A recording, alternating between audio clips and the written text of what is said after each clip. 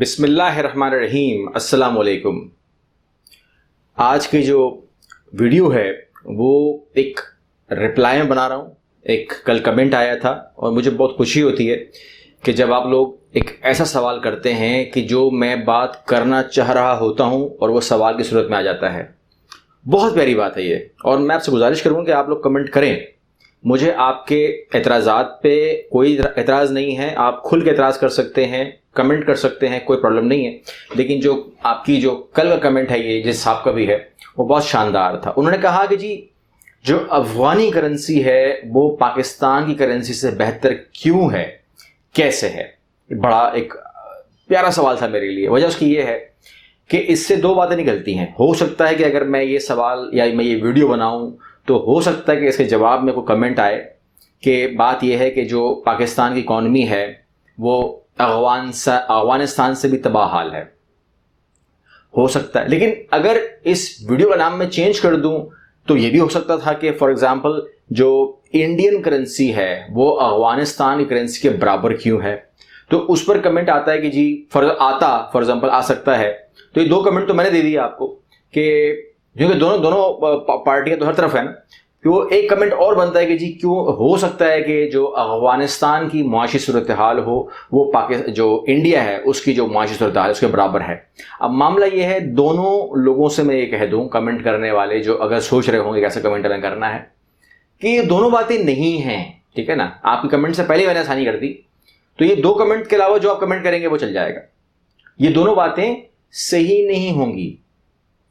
पाकिस्तान की इकॉनमी, भारत की इकॉनमी और अफगानिस्तान की इकॉनमी में फ़र्क है। लेकिन मैं पहले इन्फॉर्म कर दूं कि मैं यहां पर किसी को ऊपर नीचे करने नहीं आया, क्योंकि अफगानिस्तान अपनी जगह अपनी बातें, पाकिस्तान की अपनी बातें हैं और हिंदुस्तान भारत की अपनी बातें हैं। ये इनको मिक्स नहीं कर सकते। दोनों की पॉपुलेशन में फ़र्क है, मामलात में फ़र्क है, तमाम चीज़ों में फ़र्क है। अमीर लोग भी मौजूद हैं, गरीब लोग भी मौजूद हैं, तमाम चीज़ें मौजूद हैं। तो हम इसको ऊपर नीचे नहीं कर रहे, मगर समझाने के लिए मैं सहारा ले रहा हूं जीडीपी का।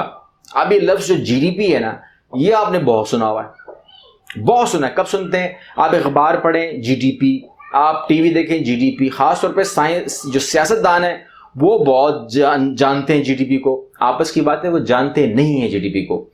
मैं एक बहुत बड़ी बात करने जा रहा हूं कि अगर आप जीडीपी को समझ जाएं या आप इंपोर्ट एक्सपोर्ट्स को समझ जाएं, तो अगर कोई सियासतदान या कोई साहिब इक़्तिदार आदमी इस टाइम ये वीडियो देख रहा है तो वो मेरी बात सुन ले कि अगर वो इन बातों पे अमल कर ले तो उनके मुल्क में मैं दावा करता हूं कि उनको तरक्की से कोई रोक नहीं सकता है, नंबर एक।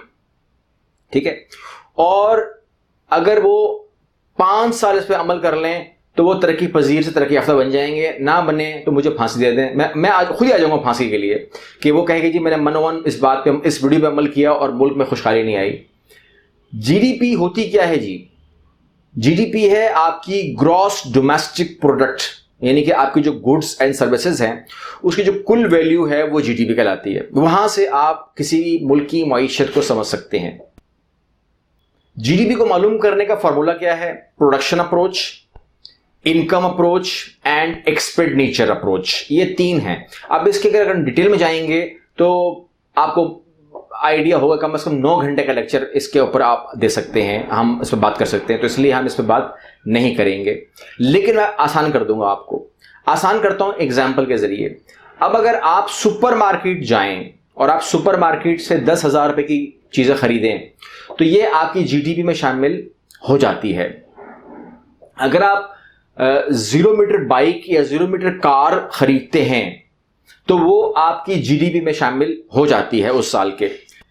लेकिन अगर आप इस साल पुरानी कार खरीदें, फॉर एग्जांपल 2020 के अंदर आप 2015 कार खरीद रहे हैं, तो वो आपकी जीडीपी में शामिल नहीं होगी। सेल भी हुई है, परचेज भी हुई है, मगर वो जीडीपी में नहीं, क्योंकि वो 2015 की जीडीपी में आ चुकी है।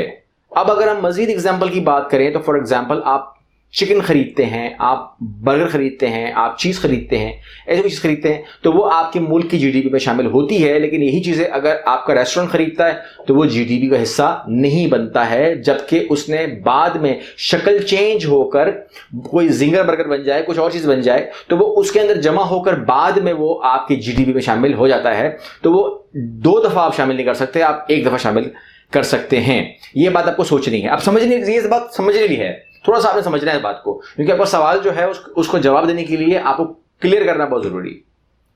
अब हम आगे चलते हैं। तो जो आपका फॉर एग्जांपल आप कार खरीदते हैं, जो आप टायर खरीदते हैं अपनी गाड़ियों के लिए, तो जब आप टायर खरीदते हैं तो वो आपका जीडीपी का हिस्सा बनता है। और जब वही टायर कंपनी गाड़ियों की कंपनी खरीदती है, तो जब वो खरीदती है तो वो जीडीपी का हिस्सा नहीं बनता, क्योंकि उसने गाड़ी में शामिल होकर उसने जो ना आगे आना होता है। अब अगर कोई मशीनरी, कोई प्रोडक्ट, जैसे फॉर एग्जांपल एयर कंडीशन है, स्प्लिट है, या कोई भी चीज़ है, टीवी है, अगर आप खरीदते हैं तो भी जीडीपी में आएगा, अगर वो इदारे खरीदते हैं तो भी जीडीपी में आएगा। तो ये थोड़ा सा इसको आपने समझना है कि ये एक मामला है जीडीपी का। अब मामला ये है कि बिल्कुल भी जो जीडीपी है, आप देख सकते हैं नेट पे अवेलेबल है, भारत की, पाकिस्तान की और जो अफगानिस्तान है, उसका जो ग्रोथ रेट है ना वो सेम है, उसके जो साइज है, हजम है ना वो सेम है, वजह पॉपुलेशन भी है। आपकी आबादी, पाकिस्तान की आबादी 22 करोड़ है, जो अफगानिस्तान है शायद उसकी आबादी 3.5 करोड़ है, और जो आपका भारत है उसकी आबादी जो है वो 1 करोड़ 30 लाख के करीब 1 अरब 30 करोड़ के आसपास कहीं हमें सुनने को मिलती है। तो जीडीपी में फर्क होगा, जाहिर सी बात है। आप साइज को देखें ना, वो आपसे तकरीबन 6 टाइम बड़ा है, तो वो जाहिर बात है उसकी फिर जीडीपी का हिसाब। अच्छा, तो ये तो थोड़ा सा आपको मैंने दिया समझने के लिए कि ये बराबर है कि नहीं। तो जाहिर सी बात है कि पाकिस्तान भारत की जीडीपी बराबर नहीं है, अफगानिस्तान के बराबर। तो अब करेंसी में फ़र्क क्यों है, यानी कि भारत की करेंसी का सेम होना अफगानिस्तान के साथ या पाकिस्तानी करेंसी का लो होना। तो यहां पर एक चीज आप और सीख लें अब आप, वो है हमारा इंपोर्ट एक्सपोर्ट। दुनिया भर की बात कर रहा हूं। तो जो अफगानिस्तान है वो सबसे बड़ा इंपोर्टर है, वो सबसे बड़ा एक्सपोर्टर नहीं है दुनिया का, ठीक है ना। पाकिस्तान एक्सपोर्ट करता है, भारत एक्सपोर्ट करता है, और ये तमाम मामला जो है। अच्छा, अब जब पाकिस्तान एक्सपोर्ट करता है, कोई मुल्क एक्सपोर्ट करता है, तो वो भी फार्मूला इसमें से निकल के आएगा। आपकी जो करेंसी में फर्क की बात हो रही है कि पाकिस्तान एक्सपोर्ट, जो कंट्री ज्यादा एक्सपोर्ट कम इंपोर्ट करेगी तो वो उसकी जो करेंसी है वो बढ़ने शुरू हो जाएगी। इसको आप रोक नहीं सकते। जब करेंसी बढ़ेगी तो आपकी जो मुल्क में खुशहाली आ जाएगी। ये मैं एक वीडियो दे चुका हूं हिटलर की, मैंने उसमें ये बात की थी आपसे। अब अगर आप 1 अरब डॉलर की एक्सपोर्ट करते हैं तो जीडीपी में आपका कितना आ गया, ये वक्ती बात कर रहा हूं, 1 अरब डॉलर आ गया। लेकिन आपने $75,000 का इंपोर्ट किया तो आपका जो जीडीपी है, जो टोटल जो नेट जीडीपी आया, वो $25,000 रह गया। तो ये आपने करना होता है। अच्छा, अब ये जो कंट्रीज भी इसको प्लस में रखेंगी वो अपना जीडीपी, यानी कि फॉर एग्जांपल आप मिसाल ले लें चाइना की, ठीक है ना, मतलब एक वाइल्ड मार्केटिंग करता है और दुनिया भर में एक्सपोर्ट करता है। मुझे नहीं लगता कि तो कुछ वो इंपोर्ट करता है, लेकिन भारत उसका एक्सपोर्ट दुनिया में बेतहाशा है। अब उसकी जो जीडीपी है उसका भी हजम देख लीजिए कि यानी कि पढ़ने में भी नहीं आता। अगर फिगर आप लिखे हुए हों तो वो हम लोग बस उसको गिनते रहते हैं कि भाई कितने जीरो लगे हुए, क्योंकि उसका एक्सपोर्ट ज़्यादा है, इंपोर्ट पता नहीं कुछ करता भी कि नहीं करता भारत। और अगर आप माइनस में करते हैं, फॉर एग्जांपल पाकिस्तानी माइनस में करता है, ठीक है ना। पाकिस्तान फॉर एग्जांपल, मैं मिसाल दे रहा हूं, अगर पाकिस्तान $40 अरब का इंपोर्ट करता है और $16 अरब का एक्सपोर्ट करता है, तो ये हो गया माइनस। ये है वो बात, ये है वो वजह जिसमें आपकी करेंसी डाउन होती है। जितना आप इसका डिसबैलेंस करोगे आपकी करेंसी उतनी अफेक्ट होगी। आप मिसाल ये है कि आप कुछ भी मत एक्सपोर्ट करें, सिर्फ इंपोर्ट किए जाएं तो आपकी करेंसी डाउन होगी। अब आप कहते हैं कि जी बात ये है कि आपको जो फार्मूला है ये झूठ है, ठीक है ना, क्योंकि ये अफगानिस्तान पे अप्लाई नहीं होता। अफगानिस्तान इंपोर्ट करता है, एक्सपोर्ट करता है, पता नहीं। लेकिन ये फार्मूला वहां नहीं अप्लाई होगा क्योंकि वहां अप्लाई नहीं करना है, ठीक है ना। ये भी तो मर्जी की बात है ना।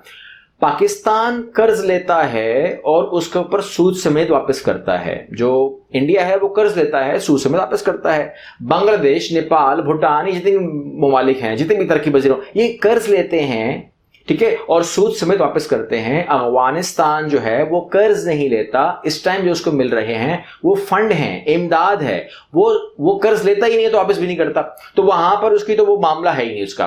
और जो इस टाइम जो ऊपर जो जितने इदारे बैठे हुए हैं, जैसे यूएसए उसको जो यूएस है उसको वो इस टाइम हेड कर रहा है, तो वो जो है वो उस चीज को चला रहा है कि जहां उसका जो तवाजुन है इंपोर्ट एक्सपोर्ट का या पैसे का या डॉलर्स का, सूद का, वो नहीं है, अभी फिलहाल नहीं है।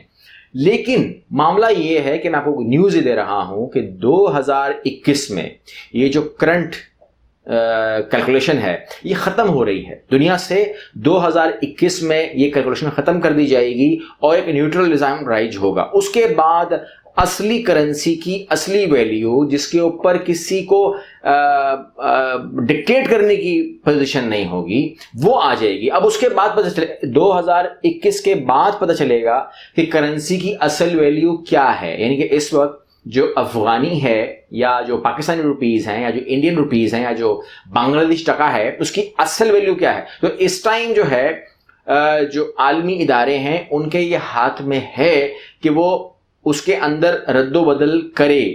यानी कि फॉर एग्जांपल अगर आज वो ये कोशिश करें या वो आज फैसला करें कि अफगानी जो है वो एक अफगानी जो है वो इतना बढ़ जाए कि उसमें 10 रुपया पाकिस्तानी आ जाए, तो ये मुमकिन है, क्योंकि आज ये मुमकिन है, क्योंकि वो जो लंदन का वो जो लाइबर का जो निज़ाम है वो कायम है। उस पर अगर आप कहेंगे तो मैं आपको डिटेल वीडियो दे सकता हूं, लेकिन फिलहाल उसकी जरूरत नहीं है क्योंकि वो 2021 में खत्म हो रहा है। अब तो वो खत्म हो रहा है, 8 साल तो उसने अपना काम दिखा दिया है बहरहाल।